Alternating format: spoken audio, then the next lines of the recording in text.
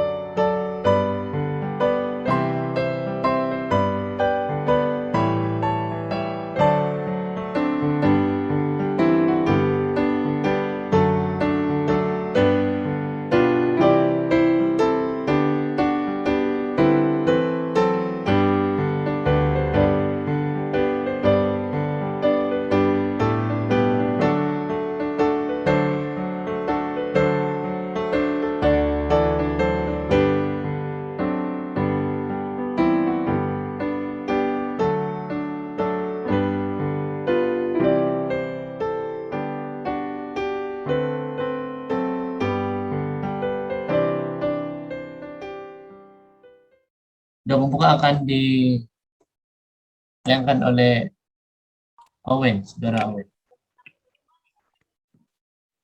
Mari kita semua bersatu dalam doa. Maha besar Tuhan Allah Bapa kami yang bertakhta di dalam kerajaan syurga, dengan penuh kerendahan hati kami datang di hadapan-Mu saat ini Bapa. Kami akui kami manusia yang berdosa dan kami mohon pengampunan daripada-Mu Bapa. Dengan pada saat ini juga Bapa, kami dengan penuh kerendahan hati ingin mengucapkan syukur dan bersukacita atas segala berkat yang telah Engkau berikan kepada setiap satu kami sepanjang 6 hari yang lalu, sehingga pada Sabat suci ini Engkau telah berkati kami sehingga kami dapat memuji dan menyembah Engkau. Sementara kami memulakan kebaktian kami untuk kebaktian kedua ini Bapa, kiranya Engkau terus bersama-sama dengan kami. Kiranya Engkau mengirimkan Roh Kudus-Mu untuk membuka hati dan pikiran kami untuk menerima firman-Mu pada sabat ini. Berkati setiap satu anggota yang berada di ruangan Zoom ini maupun yang mendengar melalui platform Facebook. Kiranya Engkau berkati setiap satu kami agar apa saja firman yang akan kami terima pada sabat ini kami boleh gunakan dalam kehidupan kami dan boleh menjadi satu firman yang membantu kami untuk terus fokus dan menguatkan iman kami kepada-Mu Bapa. Bapa di surga, inilah doa kami Bapa. Di dalam nama Tuhan Yesus kami berdoa. Amin. Oke, selamat pagi semua, selamat hari Sabat. Sekarang kita akan mendengarkan bacaan persembahan. Saat George King menetapkan Tuhan yang terutama. George King menempatkan Tuhan yang terutama bahkan ketika gereja menolaknya sebagai pengkhotbah. Apa yang bisa kita pelajari darinya sekarang yang akan membantu kita menempatkan Tuhan yang terutama dalam hidup kita. George King percaya Tuhan telah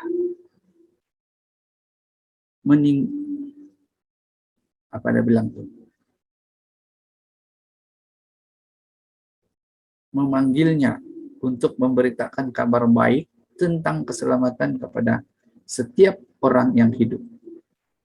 Saat itu tahun 1880 dan James White masih hidup, jadi King memutuskan untuk bertanya padanya. James dan Ellen White mengundangnya ke rumah mereka.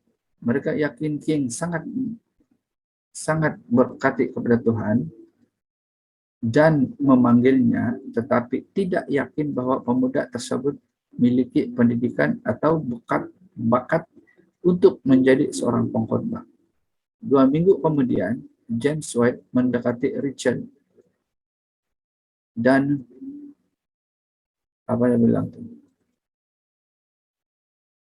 setelah kebaktian dan berbagi perhatiannya, meminta mereka untuk membawa King dan memutuskan apakah dia dapat menjadi seorang pengkhotbah atau tidak.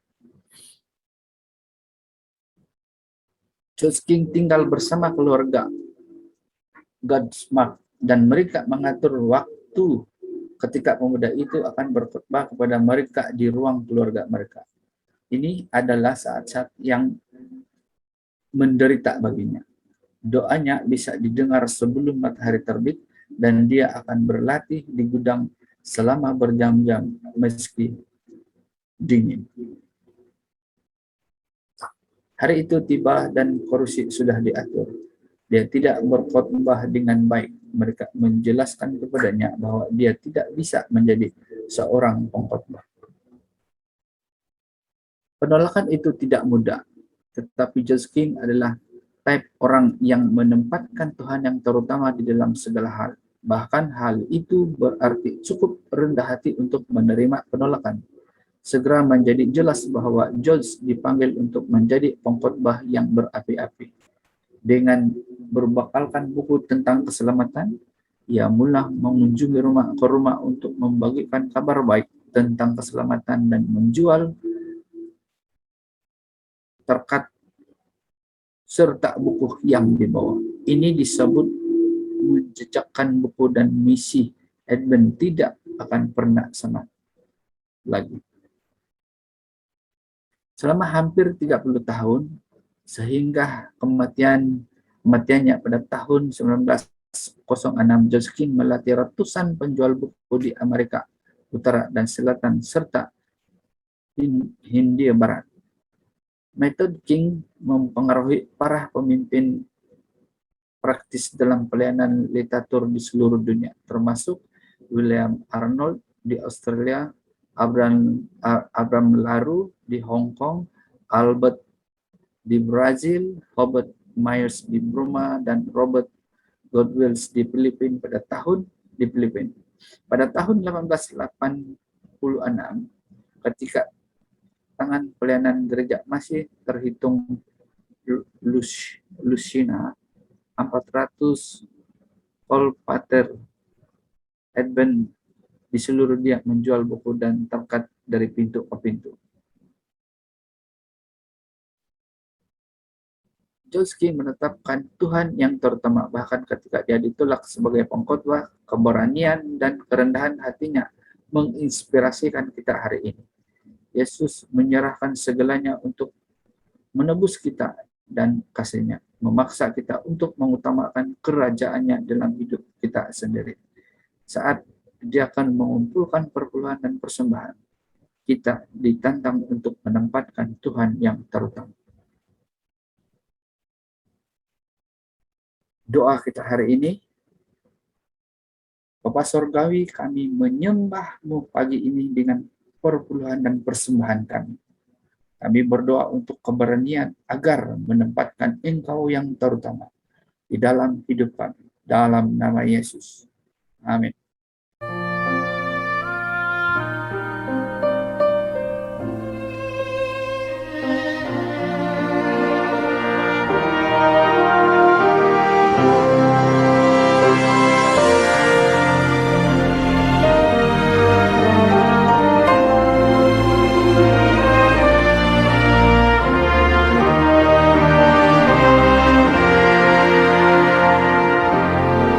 The timeless theme, earth and heaven will pass away.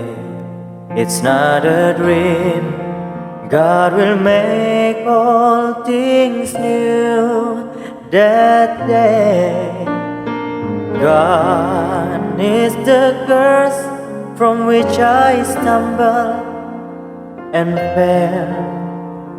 Evil is vanished through eternal hand. No more night, no more pain, no more tears, never crying again. And praises to the great I am, and we will live in the light of the risen Lamb. See all around, now the nations bow down to see. The only sound is the praises to Christ our King. Slowly the names from the books are read. I know the King, so there is no need to dread. No more night, no more pain, no more tears, never crying again. And praises to the great I am, and we will live in the light of the risen Lamb. See over there, there's a mansion all prepared just for me, where I will live with my Savior's eternally. No more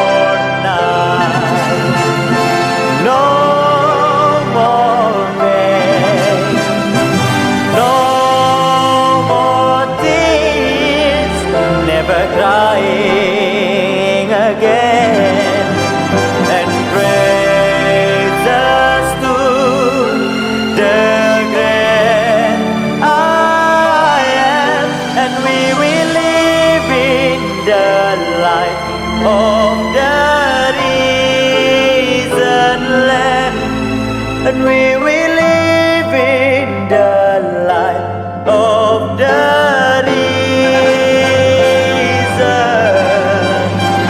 Lamb.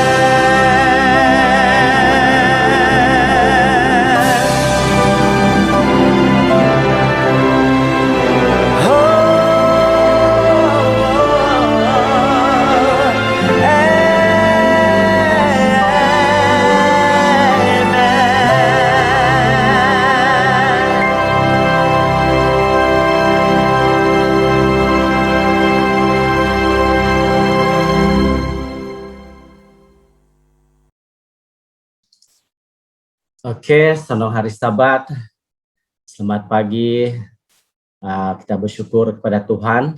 Sekali lagi kita ada kesempatan bersama-sama di dalam perbaktian melalui Zoom. Adakah suara saya clear, Pastor? Clear, boleh enggak? Oke, terima kasih. Terima kasih di lagu di Kokoh tolong bisa sama di hai. Lagi jangan deh mengangkat jiwa temedati, no? Oke, sebelum pada nunggangaran deh kesimpul kutip pelajaran sobat debat, no? Sampaikan bagus, saya ingin membawa kita dalam doa. Mari kita berdoa. Tuhan di surga, tempat terpujilah Engkau sebab Engkau adalah Tuhan yang telah menjadikan langit dan segala isinya. Pada saat ini kami mohon roh suci Tuhan akan dicurahkan kepada kami semua. Berikanlah kami akal budi, hikmat dan kebijaksanaan supaya apa sahaja yang kami dengar dan apa yang saya perkatakan ini biarlah itu sesuai dengan kehendak Tuhan. Kami mohon di dalam nama Yesus. Amin. Oke, sekali lagi saya ucapkan selamat hari Sabat kepada kita semua. Saya begitu gembira sebab telah diberikan peluang untuk memberi pelajaran dalam bentuk khotbah pada hari ini. Dan tajuk khotbah yang saya ingin bawa pada hari ini ialah harta berharga. Jadi sebelum kita akan pergi kepada pelajaran ini, saya ingin membaca dalam Mazmur 112 ayat yang pertama hingga yang ketiga, yaitu haleluya, berbahagialah orang yang takut akan Tuhan, yang sangat suka kepada segala perintahnya. Anak cucunya akan perkasa di bumi, angkatan orang benar akan diberkati, harta dan kekayaan ada dalam rumahnya. Kebajikannya tetap untuk selamanya. Pada suatu masa dahulu, ada seorang tokoh yang kita anggap dia legenda, sebab beliau adalah seorang yang begitu terkenal, yaitu Alexander the Great atau Alexander yang Agung. Dan ada juga orang mengatakannya Iskandar Zulkarnain yang Agung. Semasa hidupnya, beliau adalah seorang raja perang. Dan berdasarkan sejarah, Alexander menawan 75% daripada bumi ini. Jadi saya boleh katakan Alexander ini adalah bapa kepada segala raja yang ada di dunia. Dan kalau kita lihat, kalau kita baca di dalam buku Salatus Salatin yang ada di dalam sejarah tanah Melayu, ya, mereka mempercayai bahwa Iskandar Zulkarnain ini adalah bapa kepada raja dan juga keturunan, yaitu kepada raja-raja yang ada di tanah Melayu pada masa sekarang. Kalau ikut catatan sejarah itu, kalau kita lihat dalam Salatus Salatin, yang kononnya Iskandariah ini atau Alexander the Great ini telah berkawin dengan seorang puteri di bawah laut dan telah melahirkan seorang anak yang namanya Sang Sapurba. Yang Sang Sapurba inilah keturunan kepada sultan-sultan atau raja-raja yang ada di tanah Melayu. Itu kita boleh rujuk di dalam Salatus Salatin. Oke, berdasarkan catatan sejarah, Alexander ini seorang yang sangat kaya. Coba bayangkan sahaja dia telah menakluk 75% daripada bumi ini. Sudah tentu dia hidup dalam keadaan yang sangat-sangat mewah pada zaman hidupnya. Dia juga terkenal karena dia dipanggil juga selain sebagai raja, panglima perang. Sangat-sangat kuat. Dan juga beliau adalah perancang perang yang begitu dinamik. Di dalam peperangannya dia tidak pernah kalah sebenarnya. Mungkin kalah tapi kebanyakannya adalah kemenangan berpihak kepada Alexander. Dan juga kalau kita lihat legenda dunia ini, dia telah lahir pada tahun 356 sebelum Masehi dan dikatakan mati pada 323 sebelum Masehi. Jadi nampaknya beliau ini seorang yang tidaklah begitu panjang umurnya.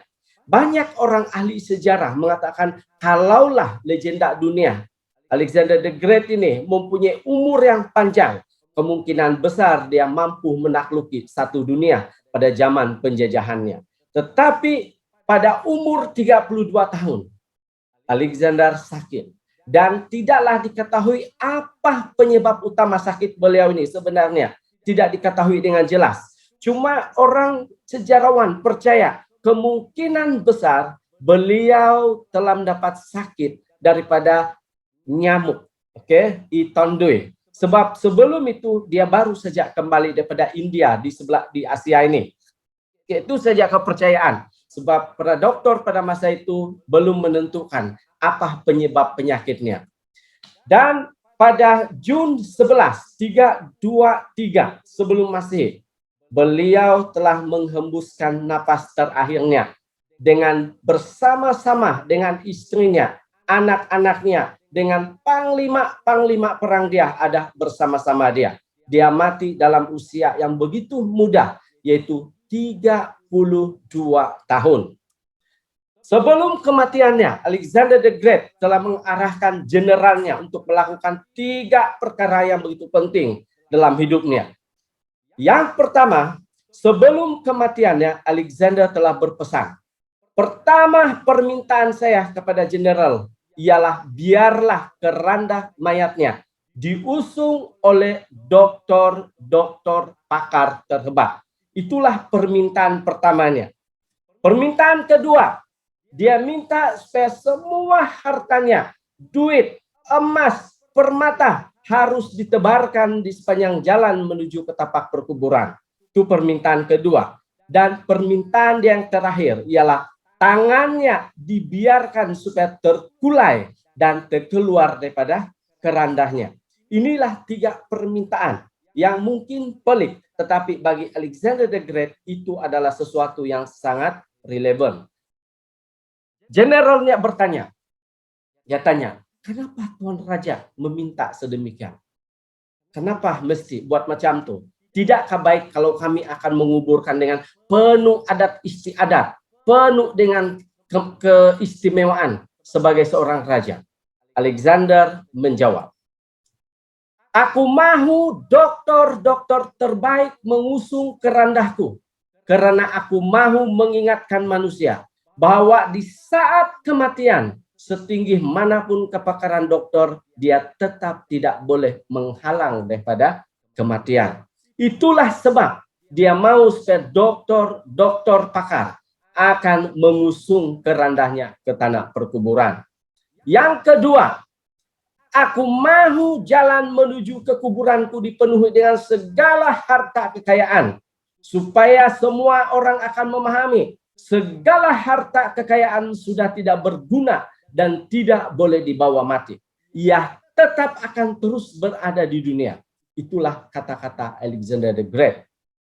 Yang ketiga, aku mahu tanganku terlepas bebas, supaya ia mengingatkan yang kita datang ke dunia dengan tangan kosong dan akan pergi juga dengan tangan kosong setelah sumber termahal kita hilang, yaitu masa. Saya ingin memetik kata-kata khotbah yang telah disampaikan oleh Elder Mark pada Sabat yang lalu, begitu menarik perhatian saya. Selagi ada masa, pergunakanlah masa itu untuk kemuliaan Tuhan. Sebab apabila kita meninggalkan dunia ini, kita tidak akan membawa apa-apa. Sebab telah dibuktikan oleh Alexander the Great bahwa kita akan pergi dengan tangan kosong apabila kita akan mati nanti. Kesimpulannya di sini, tidak kiralah betapa hebatnya kita semasa hidup di dunia ini, tetapi mungkin kita tidak dapat menyelamatkan diri sendiri. Pada saat itu terputuslah segala kecuali amalan dan warisan-warisan kebaikan yang ada pada diri kita. Itu sahaja yang kita akan bawa sebagai nama kita semasa kita hidup di dalam dunia ini. Saya ingin memetik kata-kata Ayub yang begitu terkenal. Dan dia ini adalah orang yang begitu setia kepada Tuhan. Sebab Tuhan sendiri mengatakannya. Apabila musibah berlaku kepada dirinya, beliau telah berkata di dalam Ayub 1 ayat 21. Dengan telanjang aku keluar dari kandungan ibuku. Dengan telanjang juga aku akan kembali di dalamnya. Tuhan yang memberi, Tuhan yang akan mengambil. Terpujilah nama Tuhan. Inilah kata-kata Ayub yang begitu baik untuk kita tonton dalam slide yang saya paparkan pada masa sekarang ini. Persoalannya, apakah kebahagiaan itu? Inilah soalan di dalam khotbah yang saya ingin bawa. Apakah kebahagiaan itu? Ada orang berkata macam nih, pada saat kita memakai jam tangan berharga 500 atau 50, kedua-dua jam ini menunjukkan waktu yang sama. Tiada bezanya. Tetapi setengah orang merasakan harga itu begitu bernilai. Padahal kedua-duanya memberi petunjuk yang sama seperti jam. Yang kedua, ketika kita membawa bag atau dompet berharga 500 atau 50, hakikatnya kedua-duanya dapat membawa sebahagian daripada barang atau uang yang kita ada. Kita terbang dengan first class atau economic class, kita akan mendarat di waktu dan tempat yang sama. Itu hakikat yang benar. Jadi soalannya, apakah kebahagiaan hidup sebenarnya? Orang bijak pernah berkata, saya ingin memetik kata-kata orang bijak. Yang pertama, kebahagiaan sejati bukan datang dari harta duniawi. Jadi ketika kita memiliki pasangan, anak, saudara, teman-teman, teman lama atau teman baru, lalu kita berbual-bual, kita bergurau-gurau, kita ketawa bersama, kita bernyanyi bersama, kita bercerita bersama-sama. Bukankah itu sesuatu yang sangat berharga, bahagia? Dan pada masa sekarang ini kita masih ada kesempatan untuk berbual-bual melalui Zoom. Dan saya rasa ini adalah sesuatu yang sangat istimewa sebab ia memberikan kebahagiaan. Sebagai makluman kepada anggota yang sedang mendengar, saya selalu merindukan, menginginkan akan datangnya hari Sabat. Saya tidak sabar menunggu hari Sabat. Saya tidak sabar menunggu hari Rabu. Kenapa? Sebab saya ingin berbual-bual, ingin bercerita-cerita dengan para anggota yang ada. Seterusnya, orang bijak juga pernah berkata, jangan mendidik anakmu untuk obses mengejar keduniawian, tetapi didiklah mereka menjadi bahagia.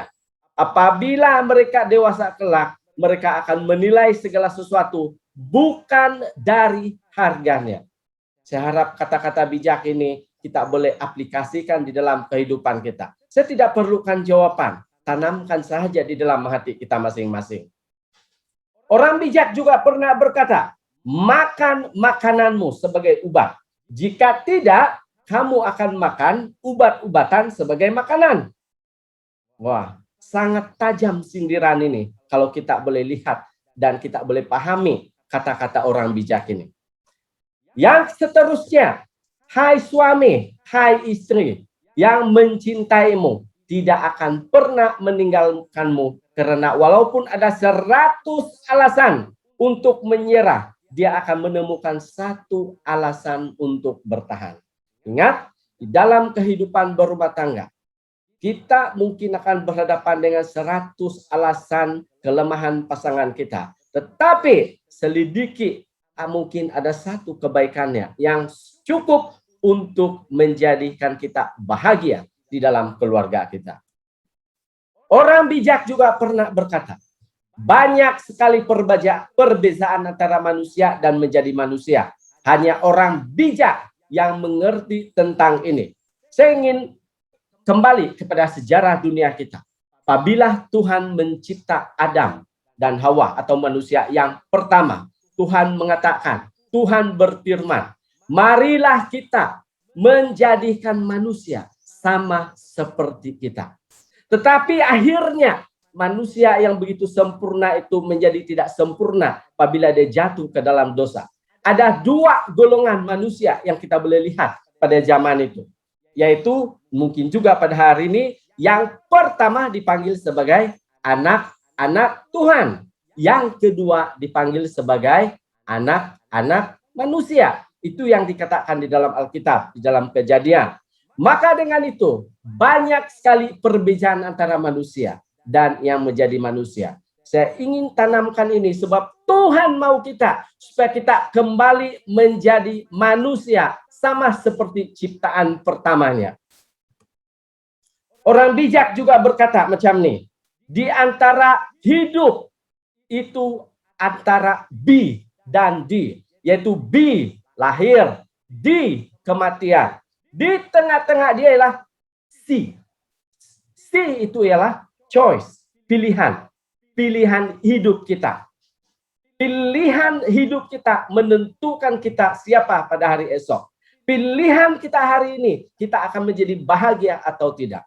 Itu adalah hakikatnya. Sebab Alkitab mengatakan, apa yang kita tanam, itulah yang kita tuai. Apa yang kita tabur, itu yang kita tuai. Kalau kejahatan yang kita tanam, kejahatan yang kita tuai. Kalau baik yang kita tanam, baik yang kita tuai. Kalau kebahagiaan yang kita tanam, kebahagiaan yang kita akan tuai. Keberhasilan ditentukan oleh setiap pilihan kita. Itu adalah jelas. Jika kamu mau berjalan cepat, jalanlah sendirian. Tetapi jika kamu ingin berjalan jauh, jalanlah bersama-sama. Saya harap kata-kata ini kita simpan di dalam pemikiran kita. Apa maksudnya? Jawablah melalui akal budi, hikmat, dan kebijaksanaan kita. Persoalan, apakah kebahagiaan hidup sebenarnya? Inilah soalan yang saya fokuskan di dalam khotbah pada hari ini. Apakah kebahagiaan hidup sebenarnya? Ada 7 dokter terbaik, yaitu dokter kebahagiaan dalam hidup kita sebenarnya. Jadi ada 7, dan ini adalah kita sudah berada di dalam penghujung khotbah. Pertama, dokter pertama kebahagiaan kita, ataupun yang disarankan oleh dokter, kebahagiaan pertama kita ialah keluarga kita. Mazmur 133 ayat 1. Dia akan katakan di sini. Nyanyian zirah Daud. Sungguh alangkah baiknya dan indahnya apabila saudara-saudara diam bersama dengan rukun.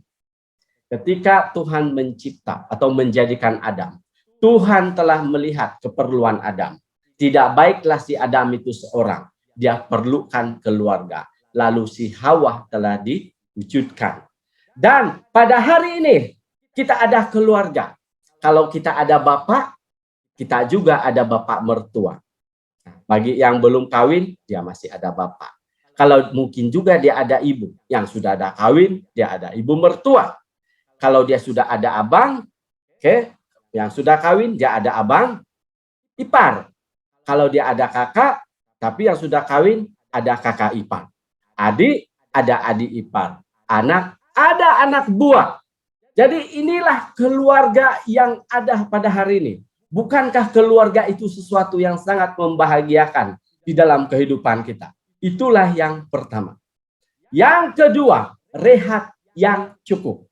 Dan pada Sabat kuarter ini, yang ketiga, kalau kita lihat keseluruhan daripada pembelajaran kita, dia berkisar tentang rehat dan banyak rehat. Salah satu daripadanya ialah rehat badan kita atau rehat fisikal kita. Dalam Mazmur 3 ayat 5, aku membaringkan diri, lalu tidur, aku bangun, sebab Tuhan menopang aku. Ketiga, Pengkhotbah 2:24, dia berkata seperti ini. Tidak ada yang lebih baik bagi manusia daripada makan dan minum dan bersenang-senang dalam jerih payahnya.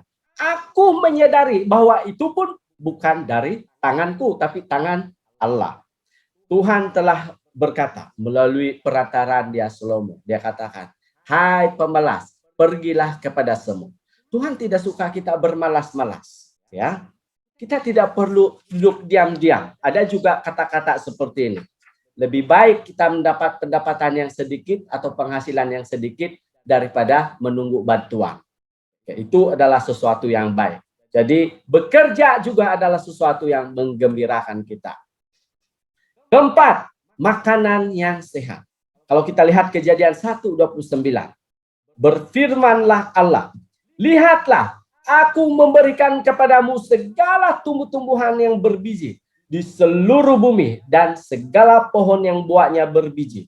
Itu akan menjadi makananmu.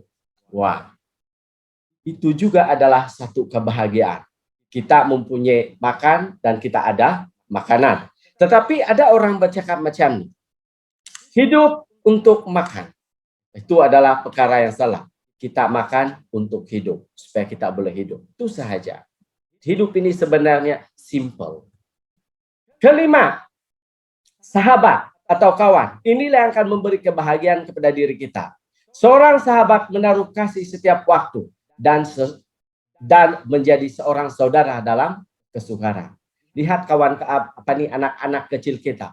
Apabila mereka bermain-main tentang sahabat, dia akan buat macam ini. Janji ya. Itulah persahabatan sejati seorang anak. Ya. Dan melalui persahabatan, kita begitu gembira sebab kita mempunyai sahabat-sahabat yang baik. Keenam, ketawa. Amsal 17:22. Hati yang gembira adalah obat yang manjur. Tetapi semangat yang patah mengeringkan tulang. Dalam Alkitab juga mengatakan, kamu tidak akan mampu menambah even sehasta daripada kehidupan kamu. Walaupun kamu berduka lana. Tidak, tetapi bergembiralah. Sebab hati yang gembira adalah obat yang manjur. Dan yang ketujuh, ini adalah ayat inti yang telah saya bawa di dalam pelajaran khotbah pada hari ini. Yaitu bersama Tuhan. Tidak ada perkara yang lebih membahagiakan selain daripada bersama Tuhan. Karena hanya melalui Tuhanlah kita mempunyai pengharapan. Dan pengharapan itulah yang membahagiakan kita. Baru sebentar tadi kita belajar sekolah sahabat. Kita akan berjalan menuju ke tanah perjanjian yang Tuhan telah janjikan. Dan itulah kebahagiaan sebenarnya. Mazmur 112 ayat 1 hingga 3. Saya ulang balik. Haleluya. Berbahagialah orang yang takut akan Tuhan. Yang sangat suka kepada segala perintahnya. Anak cucunya. Ingat itu. Anak cucunya akan perkasa di bumi. Angkatan orang benar akan diberkati. Harta dan kekayaan ada di dalam rumahnya. Kebajikannya tetap untuk selama-lamanya. Bukankah ini satu perkataan yang begitu menghiburkan kita? Menggembirakan kita semua. Soalan saya di sini. Adakah Anda gembira? Karena Tuhan ada di dalam keluarga kita. Kalau itu benar, katakan amin di dalam hati Anda sekarang. Soalan kedua, adakah Anda dan keluarga ingin bersama Yesus di sorga nanti? Kalau itulah keinginan kita, katakan amin di dalam hati kita. Kiranya pelajaran pada hari ini menjadi berkat kepada kita semua. Terima kasih, Tuhan memberkati.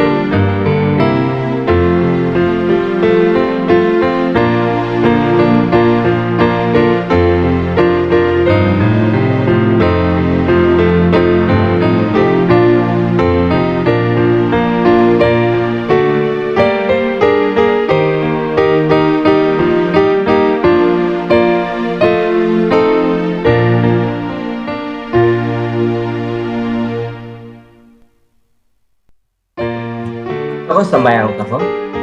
Kinaringan tama kajan surga kalumagan kau sikahan kagina-gina sebab ikis senongan nukumadahay pasunsuyon dahay hitita pelajaran nu dahay dihay atau keseningalanan dahay supaya berkatan menjadi bisa pedoman dalam keposian dahay kenapa keposian itu adalah sederhana sehingga ada pahem menungkayan dia Tuhan nggak menungkayan het peto di hekasai pinatungkusan dahay di tanah perjanjian komen kajian surga Tuhan di surga biarlah melalui pelajaran diri pas bila dahay kita dalam keposian cuma di bisa sukun salam keposian dahay sementara hemandat dia dokumendo rumikot di pembangunan Tuhan terima kasih tagina-gina Solomon putih dengaran tanah kempamasinu Yesus amin.